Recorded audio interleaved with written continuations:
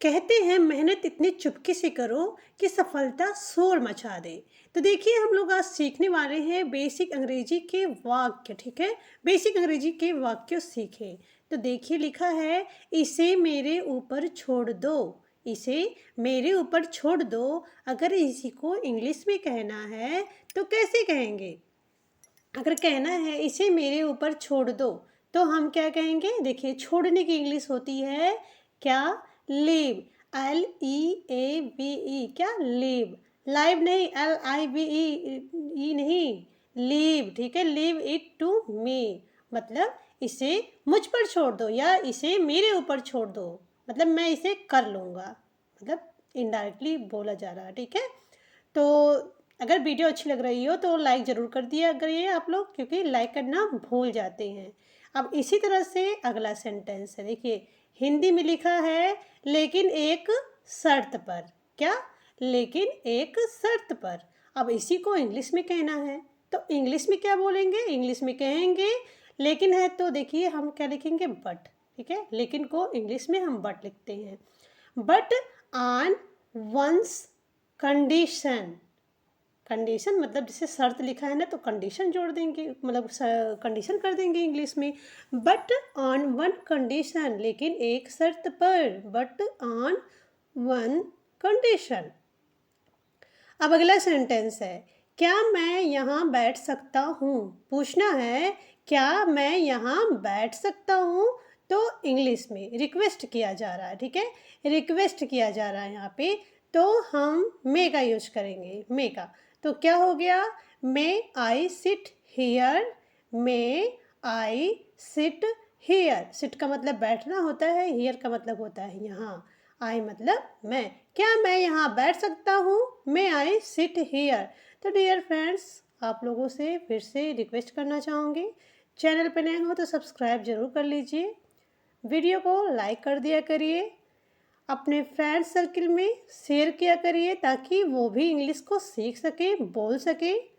और कमेंट में बताएं वीडियो कैसी लग रही है, मुझे पता तो चले कि वीडियो आप लोगों को अच्छी लगती है। या इसी तरह की वीडियोस मैंने डिस्क्रिप्शन में शेयर करी हैं, आप जाकर देख लीजिए। मेरे चैनल पे आप लोग जाइए, वहाँ पे सब्सक्राइब कीजिए और इंग्लिश सीखने के लिए बहुत ही अच्छे अच्छे वीडियोस हैं, आप जाकर ज़रूर देखिए। उसमें मैंने इंग्लिश प्रोनाउंसिएशन और daily use sentence, daily use words मैंने सिखाया है, आप लोग जाकर ज़रूर देखिए। तो देखिए अगला सेंटेंस है एकाएक। अगर आपको किसी से कहना है एकाएक तो इंग्लिश होती है इसकी ऑल एट वंस। क्या होता है? एकाएक को हम इंग्लिश में कहते हैं ऑल एट वंस, ठीक है। ऑल एट वंस, एकाएक या फिर अचानक से या फिर एक ही बार में जैसे बोलते हैं ना, तो इंग्लिश में कह सकते हैं ऑल एट वंस। अब देखिए अगला सेंटेंस है कितनी देर के लिए। क्या हो गया? कितनी देर के लिए। अगर इंग्लिश में कहना है तो कहेंगे for how long. For how long, कितनी देर के लिए, for how long. Okay guys, तो बताएं वीडियो कैसी लग रही है, कमेंट में बताएं, सब्सक्राइब करें, लाइक करें। अगला सेंटेंस है उसने क्या कहा। तो इंग्लिश में कहेंगे व्हाट डिड ही से। व्हाट डिड ही से, उसने क्या कहा। उसने क्या कहा, व्हाट डिड ही से। और अगला देखिए है आगे बढ़ो। तो क्या बोलेंगे? आगे बढ़ो कहेंगे गो अहेड। गो अहेड, आगे बढ़ो, गो अहेड। अगला सेंटेंस है अगर हमें किसी से बोलना है कि कहना है किसी और वक्त या किसी और टाइम या किसी और समय, तो हम इंग्लिश में कहते हैं एन अदर टाइम। क्या बोलेंगे? हम इंग्लिश में कहेंगे एन अदर टाइम, किसी और समय या किसी और वक्त। चलो देखो क्या है, अगला है सेंटेंस चलो खेलते हैं। चलो खेलते हैं, तो इंग्लिश में हम कहते हैं लेट्स प्ले। क्या बोलते हैं? लेट्स प्ले, चलो खेलते हैं। अब अगला सेंटेंस है हमें कहना है किसी से वही जो मैंने कहा। क्या? वही जो मैंने कहा इंग्लिश में कहना है।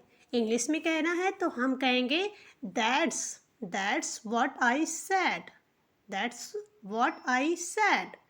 वही जो मैंने कहा, तो हम इंग्लिश में कहेंगे that's what I said. उसके पास जाएं, उसके पास जाएं, तो इंग्लिश में कहते हैं go to him. क्या कहते हैं? go to him. उसके पास जाएं, go to him. अगला सेंटेंस है रात भर हम कहते हैं रात भर, कहते हैं ना, बातों बातों में बोल देते हैं रात भर, तो रात भर की इंग्लिश होगी ऑल नाइट लॉन्ग. क्या होगी? मतलब पूरी रात भी बोल सकते हैं, तो इंग्लिश होगी all night long. All night long. अगला सेंटेंस है दूर जाओ, तो दूर जाओ को हम इंग्लिश में कहते हैं गो अवे. क्या बोलते हैं?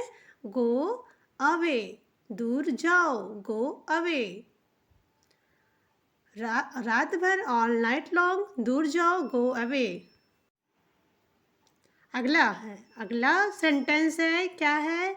क्या अधिक, तो हम इसे इंग्लिश में कहते हैं वाट मोर. देखिए अधिक की इंग्लिश होगी मोर. ठीक है, क्या को आप जानते हैं? क्या कोई इंग्लिश होती है वाट, अधिक का मतलब होगा मोर, तो कहेंगे हम वाट मोर. यह एकमात्र तरीका है. क्या? यह एकमात्र तरीका है. इंग्लिश में कहना है तो हम कहेंगे इट्स ओनली वे. यह एकमात्र तरीका है. यह एकमात्र तरीका है. मैंने दूध गिरा दिया. इंग्लिश में हम कहेंगे आई स्पिल्ड. देखिए स्पिल्ड मतलब होता है गिराना. ठीक है, स्पिल्ड मतलब गिराना होता है, मिल्क मतलब दूध होता है. तो देखिए इसका हुआ आई स्पिल्ड मिल्क. मैंने दूध गिरा दिया की इंग्लिश होगी आई स्पिल्ड मिल्क. क्या वह सच है? तो इंग्लिश में कहेंगे इज़ दैट ट्रू. क्या वह सच है? और अगला सेंटेंस है अगर हमें किसी से कहना है आपके बाल बहुत अच्छे हैं. अगर हमें इंग्लिश में कहना है तो हम कहते हैं your here is so cool. आपके बाल बहुत अच्छे हैं. क्या यह बेहतर है? तो हम इंग्लिश में कहते हैं इज़ दैट बेटर. क्या यह बेहतर है? Is that better.